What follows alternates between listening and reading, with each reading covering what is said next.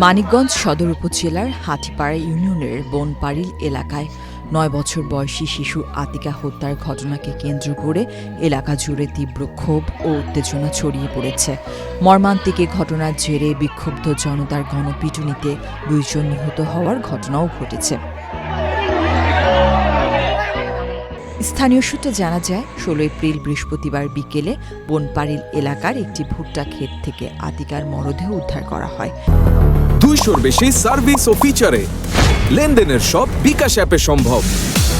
এ ঘটনায় জড়িত সন্দেহে নাইম নামে এক যুবককে আটক করে স্থানীয়রা। পরে তাকে উদ্ধার করতে তার স্বজনরা ঘটনাস্থলে গেলে পরিস্থিতি আরও উত্তপ্ত হয়ে ওঠে। এক পর্যায়ে উত্তেজিত জনতার গণপিটুনিতে নাইমের পিতা পান্নু মিয়া ও চাচা ফজলু মিয়া নিহত হন। এ সময় নাজমুল নামে আরও একজন গুরুতর আহত হন। নিহত আহতদের বাড়ি একই এলাকার বনপাড়িল গ্রামে বলে জানা গেছে। ঘটনার পর পুরো বনপাড়িল এলাকায় থমথমে পরিস্থিতি বিরাজ করছে।